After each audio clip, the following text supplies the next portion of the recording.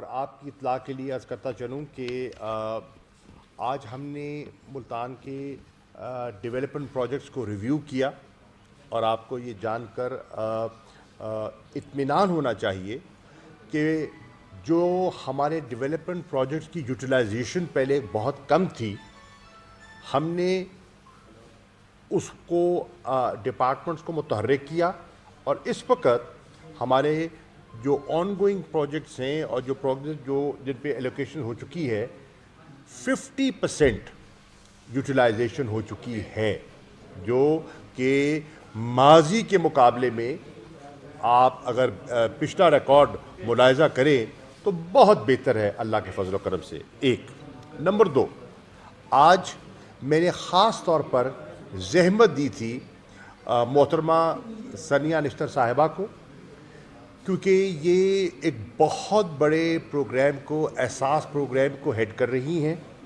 اور اس میں بے پناہ اسکیمیں ایسی ہیں جو ڈائریکٹلی عوام الناس کو اور عوام الناس کے اس طبقے کو جس کو ہم مارجنلائز طبقہ کہتے ہیں، محروم طبقہ کہتے ہیں، ان کے لیے انہوں نے کام کا آغاز کیا ہوا ہے۔ اس پہ آج انہوں نے ہمیں بریف کیا، جو ان کے مختلف پروگرامز ہیں، ان کے 16 پروگرامز ہیں جن کو یہ اوورسی کر رہی ہیں، لیکن آج ہم نے ان سے 3 پروگرامز پر رہنمائی اور گائیڈنس اور جو ان کی پروگرس ہے ملتان ضلع سے متعلقہ، اس سے ہم نے آگاہی حاصل کی۔ ایک ہے ان کا احساس کفالت پروگرام، جس میں اس وقت پاکستان میں 80 لاکھ کنبوں کو مستفید ہونا ہے اس پروگرام کے ذریعے، اور ملتان میں ابھی جو انہیں ہمیں ہمارے سامنے اعداد و شمار رکھے ہیں 1,60,411 فیملیز احساس کفالت پروگرام سے مستفید ہو چکی ہیں۔ انہوں نے آج ہمیں بریف کیا احساس جو وظیفہ ہے، وظائف ہیں ایجوکیشن کے، اس پر ایک اسکیم شروع کی گئی ہے جس میں کہ پہلی جماعت سے لے کر 12ویں جماعت تک بچوں کو وظیفوں کا مستحق قرار دیا گیا ہے، اور ایک بڑا الیبوریٹ پروگرام ہے جس میں انشاءاللہ ہم سمجھتے ہیں کہ اس پہلی سٹیج میں 1 کروڑ بچہ ایسا ہے، بچہ اور بچی، جو اس احساس وظیفہ پروگرام سے مستفید ہوگا۔ اس میں آپ کو جان کر خوشی ہوگی کہ ملتان میں 91,000 ایسے ہیں جو اس میں رجسٹر ہو چکے ہیں، اور انڈر گریجویٹ لیول پر 5,087 ایسے کیسز ہیں جن کو وظیفہ مل چکا ہے۔ تیسرا، انہوں نے ہمیں بریف کیا جو ان کا ہے احساس راشن پروگرام۔ اس احساس راشن پروگرام میں انہوں نے بتایا کہ ملتان کی کس یونین کاؤنسل میں، شہر اور دیہات میں اس کا نفاذ کیا جائے گا، اور تقریباً میں ایک موٹی بات آپ کے سامنے رکھ دوں، ہر یونین کاؤنسل میں تقریباً 20 ایسے کریانہ سٹورز ہوں گے جہاں احساس روشن پروگرام جس کا نفاذ ہو رہا ہے، اور وہی گلی محلے کے لوگ وہاں اس سے مستفید ہوں گے۔ اس میں ہم نے مہنگائی کی مشکلات کو سامنے رکھتے ہوئے 3 آئٹمز پر توجہ دے رہے ہیں۔ ایک، لوگوں کو آٹا، جو مستحق لوگ ہیں، ٹارگیٹڈ سبسڈی کے جو مستحق لوگ ہیں ان کو ہم آٹا سستا دیں، اور بازار کے مقابلے میں اس پروگرام کے ذریعے ان کو 22 روپے فی کلو سستا آٹا دستیاب ہوگا ان احساس کریانہ سٹور سے۔ اسی طرح دالیں جو ہیں وہ 55 روپے فی کلو گرام جو ہے ان کو سستی دستیاب ہوں گی۔ اور تیسرا آئٹم جو اس پہ ابھی جس کا آغاز کیا جا رہا ہے وہ ہے خوردنی تیل، اور وہ 105 روپے فی کلو جو ہے وہ سستا پرووائڈ کیا جائے گا اس پروگرام کے ذریعے. انشاءاللہ اس کو اس میں مزید امپرومنٹ کرنے کی کوشش کی جا رہی ہے، اور آپ دیکھیں گے کہ انشاءاللہ اس کا فائدہ لوگوں کو پہنچے گا. جو لنگر خانے ہیں اور وہ چیزیں ہیں جو پناہ گاہیں ہیں وہ آپ کے سامنے ہیں. ملتان کا جو بس سٹینڈ پہ لنگر خانہ ہے وہ آپ کے سامنے ہے، پناہ گاہ ہے وہ آپ کے سامنے ہے. انشاءاللہ ایک اور فیصلہ کیا گیا ہے کہ نشتر ہسپتال میں دور افتادہ لوگوں سے غریب مستحق لوگ آتے ہیں، ان کے مریض داخل ہوتے ہیں، ان کے پاس رہنے کی جگہ نہیں ہوتی، تو ایک نیا وہاں پناہ گاہ بنائی جا رہی ہے اور اس کا کام کا آغاز ہو گیا ہے، اور 350 لوگ اس میں رہ سکیں گے فری آف کاسٹ، جن کے پاس اپنا رہنے کا نہ کوئی رشتہ دار ہے، نہ کوئی مکان ہے، اور نہ وہ افورڈ کر سکتے ہیں. یہ بھی میں آپ کی خدمت میں عرض کر دوں. اسی طرح انہوں نے فرمایا کہ بلا سود قرضہ جات کا جو پروگرام ہے جس کا انہوں نے آغاز کیا ہے، ملتان میں اس وقت 52,704 کنبے ایسے ہیں جو اس سے مستفید ہو چکے ہیں، اور یہ ابھی شروعات ہے. انشاءاللہ وقت کے ساتھ ساتھ اس میں اور بہتری آئے گی. آپ نے ہمیں یہ بھی بریف کیا جو کہ بنیادی طور پر منسٹری آف ہیلتھ کے نیچے آتا ہے پنجاب کی، وہ ہے صحت سہولت کارڈ. آپ کے علم میں ہے کہ وزیر اعظم نے پچھلے دنوں میں لاہور میں گورنر ہاؤس میں اس کا افتتاح کیا اسکیم کا، اور اب پنجاب میں ایک صحت سہولت کارڈ کی اسکیم کا نفاذ کیا جا رہا ہے، اور یہ یونیورسل ہوگا، بلا امتیاز ہوگا، بلا تفریق لوگوں کو سہولت دی جا رہی ہے، اور ایک اس کارڈ پر فی کنبہ 10 لاکھ روپیہ جو ہے اس کی ہیلتھ انشورنس کی جائے گی. اور وہ اس کارڈ کے ذریعے، اپنے شناختی کارڈ کے ذریعے، وہ جو نامزد کردہ ہسپتال ہوں گے وہاں جا کے وہ اپنا علاج کروا سکیں گے. 1268 ایسے پروسیجرز ہیں جو اس میں جس سے وہ مستفید ہو سکتے ہیں، ان کو سہولت مل سکتی ہے. ان کی تفصیلات بھی انہوں نے بتائیں، اور جو اسٹیٹ لائف کے ساتھ ان کا جو ہے ان کے وہاں جو نمائندہ تھے وہ بھی موجود تھے. اسی طرح میں عرض کرتا چلوں کہ ہم نے آج ملتان کے مختلف اور پروجیکٹس جو ہیں ان کو بھی دیکھا، اور کچھ ایسے پروجیکٹس جو ملتان میں جن کا آغاز ہوا ہے میں آپ سے شیئر کرنا چاہتا ہوں، جو کہ اور ضلعوں سے کسی حد تک میں سمجھتا ہوں مختلف ہے. مثال کے طور پر تکلیف آ رہی تھی کہ جی جو سرکاری اسپتال ہیں، بی ایچ یو لیول کے، آر ایچ سی لیول کے، تحصیل ہیڈ کوارٹرز ہیں، ڈسٹرکٹ ہیڈ کوارٹرز ہیں، وہاں کئی دفعہ لوگ جاتے ہیں تو ڈاکٹر اویلیبل نہیں ہے، ادویات نہیں ہیں. تو اس کے لیے اب ایک نیا پروگرام ڈپٹی کمشنر نے اس کو اوورسی کر رہی ہیں. ملتان میں وزیر خارجہ شاہ محمود قریشی اور معاون خصوصی ڈاکٹر ثانیہ نشتر کی نیوز کانفرنس جاری ہے. شاہ محمود قریشی نے کہا کہ 16 پروگرامز کو ڈاکٹر ثانیہ دیکھ رہی ہیں. دو چیزیں میں میڈیا کے توسط سے لوگوں کو پہنچانا چاہتی ہوں. ایک تو یہ کہ ہمارا پورٹل ہے esastracking.pas.gov.pk. جو بھی اس کو اس وقت ٹی وی پہ دکھا رہا ہے، میں آپ سے ریکویسٹ کروں گی کہ esastracking.pas.gov.pk کا URL آپ پلیز دکھائیے. یہ ہمارا وہ پورٹل ہے جہاں آپ شناختی کارڈ نمبر ڈال کے یہ دیکھ سکتے ہیں کہ کیا آپ احساس کفالت اور احساس بچوں کے تعلیمی وظائف کے لیے خاندان اہل ہیں یا نہیں. ایک تو یہ. دوسری بات احساس راشن سے متعلق میں ادھر سے دیکھ کے پڑھوں، یہاں پہ میں بتاتا ہوں تو میں ایک منٹ ہے، اس میں 2 قسم کی رجسٹریشنز اس وقت جاری ہیں. ایک رجسٹریشن ان خاندانوں کے لیے جو اس سے مستفید ہونا چاہتے ہیں.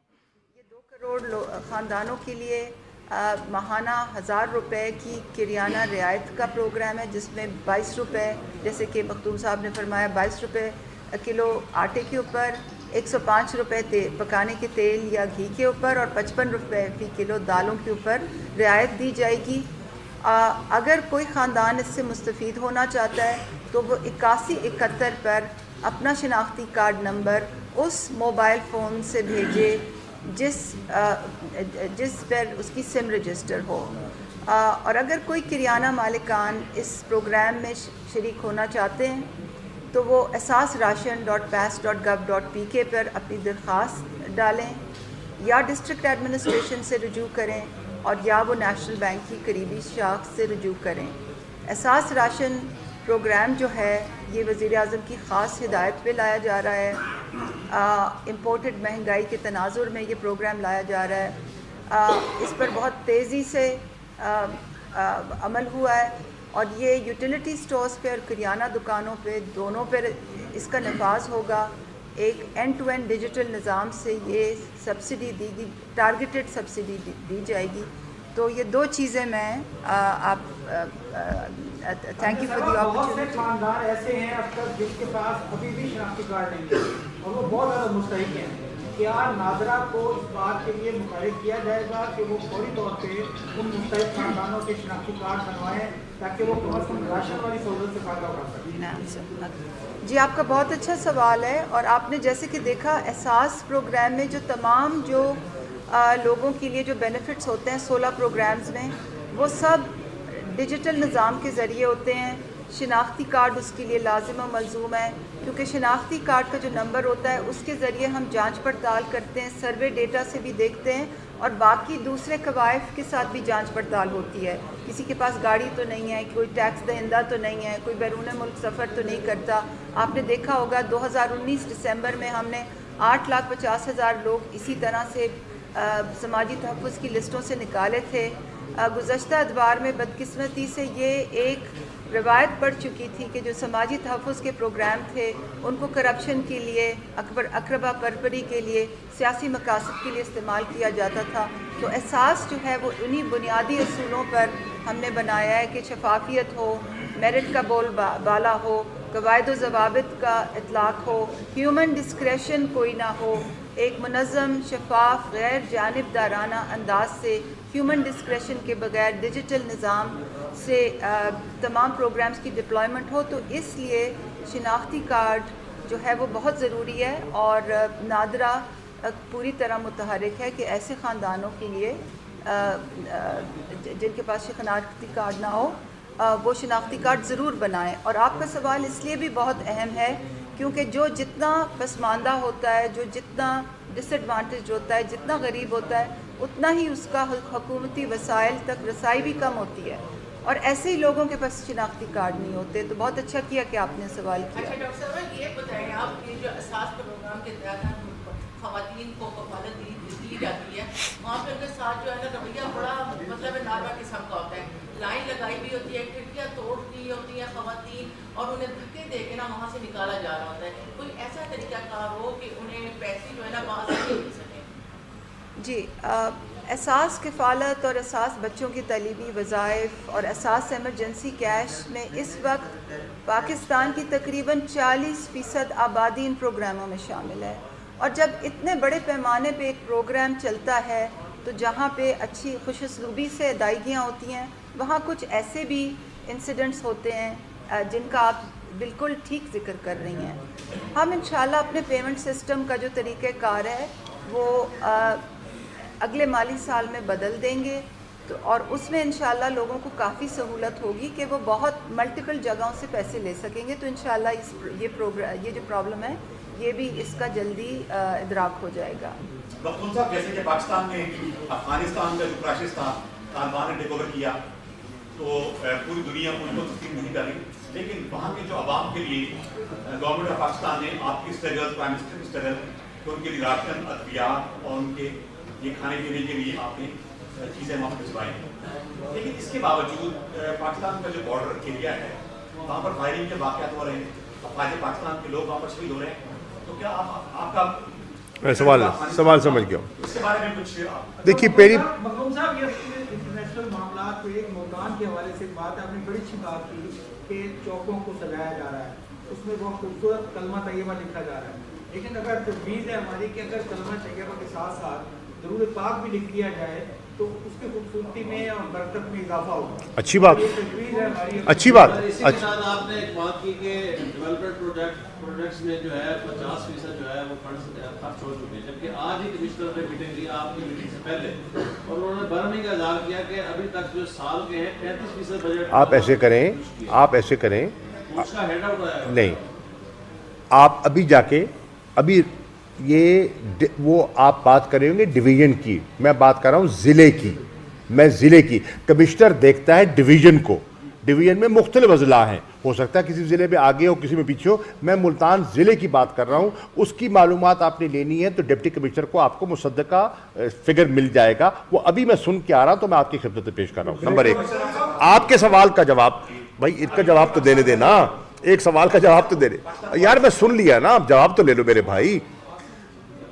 افغانستان کے معاملے میں پاکستان نے وہاں کے ہیومینیٹیرین کرائسس کو دور کرنے کے لیے اور اکنامک کلیپس سے افغان لوگوں کو محفوظ کرنے کے لیے مختلف فورمز پر آواز اٹھائی. اقوام متحدہ کے فورم پر وزیر اعظم نے آواز اٹھائی, میں نے مختلف وزرائے خارجہ سے بات کی, اور اس کے بعد اللہ کے فضل و کرم سے 19 دسمبر کو 41 سال بعد OIC کا ہنگامی ایکسٹرا آرڈنری اجلاس کیا, جس میں کہ OIC کے وزرائے خارجہ کو مدعو کیا گیا. 30 کے لگ بھگ وزرائے خارجہ اس میں آئے, جس میں فورن منسٹرز بھی تھے اور ڈپٹی فورن منسٹرز بھی تھے مختلف ممالک کے, جس میں P5 کنٹریز ہیں, یورپین یونین ہے, اور ممالک ہیں Germany, Canada, Australia, important countries. ان کے اسپیشل ریپرزینٹیٹیوز آن افغانستان بھی آئے. مقصد کیا تھا کہ افغان عوام کو, بچیوں کو, خواتین کو محفوظ کیا جائے. ان کی جو اس وقت جو غلت کے اپنا جو غذا کی جو مشکلات ہیں ان کو دور کیا جائے, اور سردی کے عالم میں ان کو پروٹیکٹ کیا جائے. اللہ کے فضل و کرم سے ہم ایک special OIC Islamic development bank کے تحت ایک ٹرسٹ بنانے میں کامیاب ہو گئے. اللہ کے فضل و کرم سے ہم ایک special envoy of the OIC dedicated to Afghanistan اس کو نامزد کرنے میں کامیاب ہو گئے. اللہ کے فضل و کرم سے ہم انٹرنیشنل کمیونٹی کی توجہ جو کہ نہیں تھی اس کو مبذول کرانے میں کامیاب ہو گئے. اور اللہ کے فضل و کرم سے ہمارے اس اجلاس کے بعد سلامتی کونسل کا ایک اجلاس ہوا, جس میں ایک متفقہ قرارداد جو امریکہ نے موو کی, سب نے تائید کی, اس کو پاس کروانے میں کامیابی ہوئی. اور اس میں کیا ہے کہ جو سینکشنز کی قدغن لگی ہوئی تھی ہیومینیٹیرین اسسٹنس کے لیے, اس میں نرمی کا اعلان کیا گیا, نرمی کا اعلان کیا گیا. اور اب وہاں جو چیزیں ہیں وہ پہنچنی شروع ہو جائیں گی. پاکستان نے جو اناؤنس کیا تھا اس کی پہلی کھیپ وہاں پہنچ چکی ہے. اب سوال کا دوسرا حصہ, آپ نے بارڈر سے بات کی ہے. دیکھیے, جو بارڈر کو فینس کیا جا رہا ہے افغانستان کے پاکستان کے بارڈر کو, اس پہ تقریباً 94-95% کام مکمل ہو چکا ہے. 2017 سے شروع ہوا اور اب جو 95% کام ہو چکا ہے. مشکلات آئی ہیں, رکاوٹیں آئی ہیں, شہادتیں بھی ہوئی ہیں, لیکن ہم نے یہ کام کیا ہے دونوں ملکوں کے مفاد میں, تاکہ تجارت ریگولیٹ ہو سکے, تاکہ جو ایسی عناصر ہیں جو ہماری سرزمین یا افغان سرزمین ہمارے خلاف استعمال کریں ان کو موقع نہ مل سکے, اور آمد و رفت میں ایک ریگولیشن ہو, ویزا کے ذریعے لوگ آئیں, اور ہم اس کو اس طرف آگے بڑھ رہے ہیں. ٹریڈ میں سہولت آئے. کچھ ایسے واقعات ہوئے جو ہم نے افغان اتھارٹیز سے ٹیک اپ کیے ہیں, ہماری بات چیت چل رہی ہے, ان کا ایک بڑا مثبت جواب بھی آ چکا ہے, اور مجھے امید ہے کہ انشاءاللہ ہم سفارتی ذرائع کے ذریعے, گفت و شنید کے ذریعے اس مسئلے کو حل کر لیں گے. مت بھولیے کہ سپوائلرز موجود ہیں, وہ نہیں چاہتے کہ پاکستان اور افغانستان کے تعلقات جو اس وقت مثالی ہیں وہ آگے بڑھتے چلے جائیں. وہ رخنہ اندازی ڈالتے ہیں, ڈالتے رہیں گے, لیکن انشاءاللہ ان کے عزائم کو ہم خاک پہ ملائیں گے. ہم نے جتنے نیبرز ہیں افغانستان ان کو بھی یکجا کیا ہے اور ایک نیا پلیٹ فارم ہم بنانے میں کامیاب ہو گئے ہیں, اور وہ ہے دی امیڈیٹ نیبرز آف افغانستان. اس کی ایک میٹنگ اسلام آباد میں ہو چکی ہے, اس کی دوسری میٹنگ تہران میں ہو چکی ہے, اور اس کی تیسری میٹنگ انشاءاللہ فروری میں چین میں ہوگی. تو ہماری پیش رفت افغانستان کے بارے میں بڑی مناسب ہے. اب کسی اور کو جواب.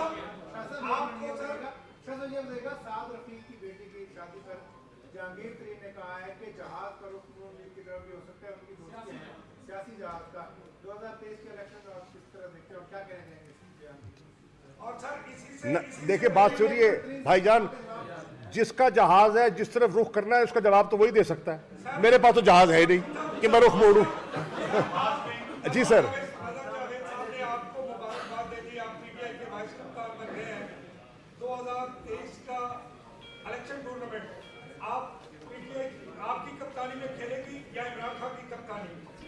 پی ٹی آئی کا ایک ہی کپتان ہے اور آپ کی غلط فہمی دور ہو جانی چاہیے, اس کا نام عمران خان ہے.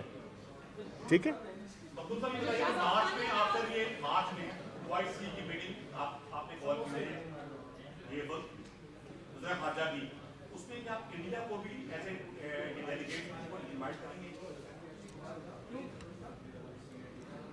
ماشاءاللہ. اس سوال کا جواب میں کہوں گا ماشاءاللہ. جو مقبوضہ کشمیر میں جو کچھ وہ کر رہے ہیں, جو ظلم برپا کر رہے ہیں, کیا آپ چاہیں گے ان کو انوائٹ کرنا؟ سوچئے نا. جو پاکستان کو اندر یہاں انسرجنسی کو ہوا دینا چاہتے ہیں, جو بلوچستان کے اندر جو کیفیت ان نے پیدا کرنے کی کوشش کی ہے آپ کے سامنے ہے, تو آپ ذرا سوچ لیجئے. ہاں 27 تاریخ بھی ہے, بلاول نے تحریک چلانے کا اعلان کیا ہے. کیا سمجھتے ہیں کہ ایسے موقع پہ جب ایک سال باقی ہے ایسی تحریکیں سامنے آئیں گی, تک کس طرح سامنے آئیں گی؟ دیکھیے مظہر بھائی, پہلی بات تو یہ ہے کہ پاکستان میں ایک اچھی روایت جنم لے رہی ہے, اور وہ کیا ہے؟ وہ روایت یہ ہے کہ ایک سول حکومت سے دوسری سول حکومت کو پرامن انتقال اقتدار بذریعہ الیکشن. 2008 میں ایک حکومت منتخب ہوئی, اس نے 5 سال پورے کیے پیپلز پارٹی کی حکومت نے, اور پھر الیکشن ہوا.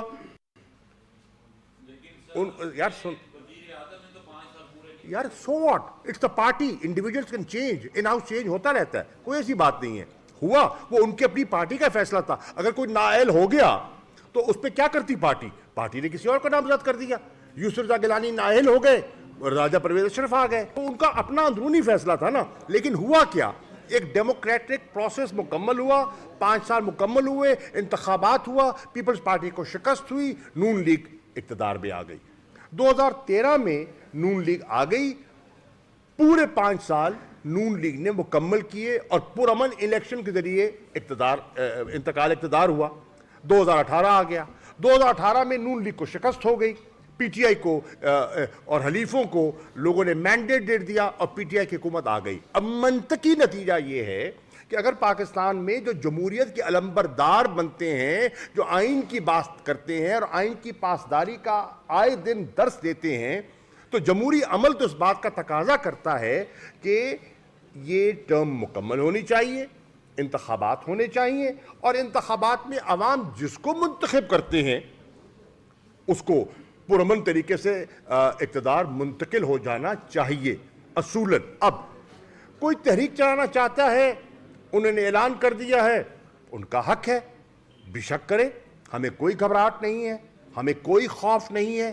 قانون کے دائرے کے اندر رہتے ہوئے اگر وہ کرنا چاہتے ہیں بے شک کریں, ہماری ہمیں اس کی کوئی پریشانی نہیں ہے. ڈاکٹر ثانیہ, میں آپ کو کوشچن کرنا چاہ رہی تھی, بہت دیر کا, کیونکہ ہم ٹریک سے ہٹ رہے تھے, مجھے بار بار یہ لگ رہا تھا. آپ نے بہت اچھی بریفنگ دی, اور اس سے پہلے بھی ہم یہ سنتے رہتے ہیں, آپ کا ریڈیو پروگرام بھی احساس پروگرام کے حوالے سے چل رہا ہوتا ہے. تو مجھے تھوڑا سا, اور ہم سب کو یہ بتائیں کہ سارے نظام میں مانیٹرنگ کا سسٹم آپ نے کیسے ڈیزائن کیا ہے, اور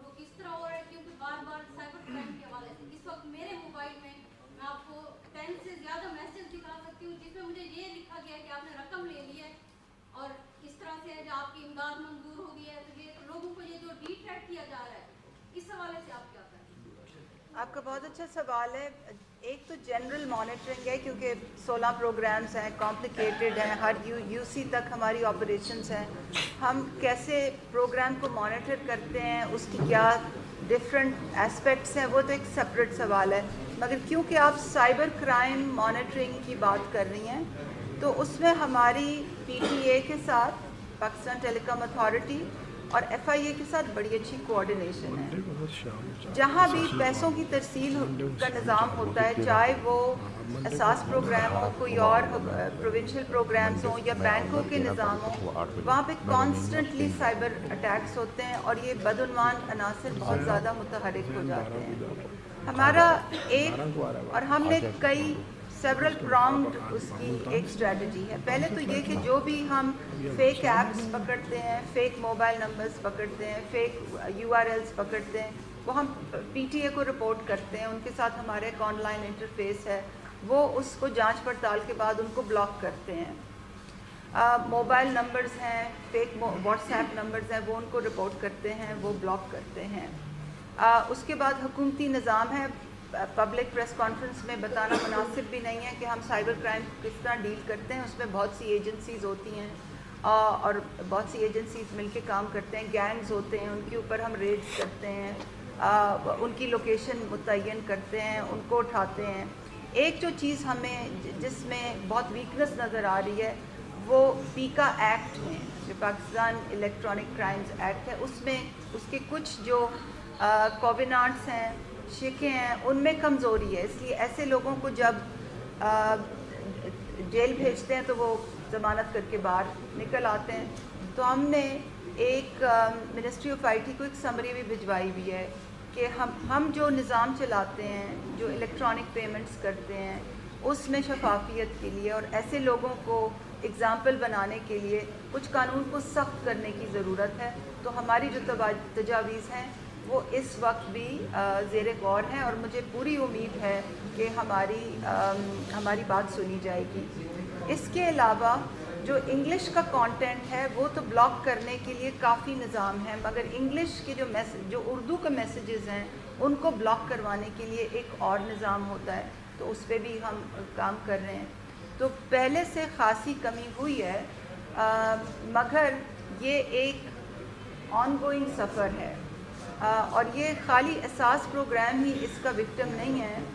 ये तमाम बैंकिंग का निज़ाम, तमाम जहाँ भी पेमेंट्स होती हैं, इलेक्ट्रॉनिक रिसोर्सेज की मोबिलाइजेशन होती है, पूरी दुनिया में वो इसी तरह के प्रॉब्लम्स फेस करती हैं। और हमने अपने साइबर क्राइम यूनिट, अपनी सिस्टम्स, उस पर बहुत ज़्यादा फोकस किया हुआ है। आपने अभी पिछले 3 दिन पहले ही देखा होगा कि हमने प्रेस रिलीज़ भी इशू की थी कि अब DGFIA और मैं हर हफ्ते मंडे को एक मीटिंग चेयर किया करेंगे ताकि जो भी चीज़ें हमारी पाइपलाइन में हैं उस पर जल्दी से जल्दी अमल दरामद हो और कॉन्क्रीटली अमल दरामद हो। मगर दोबारा मैं कहना चाहती हूँ कि जो कानून में जो इश्यूज़ हैं, कानून में जो लूप होल्स हैं, उनको एड्रेस करने में हमें बाकी कोलीग्स की पूरी तरह मुआवनत चाहिए होगी।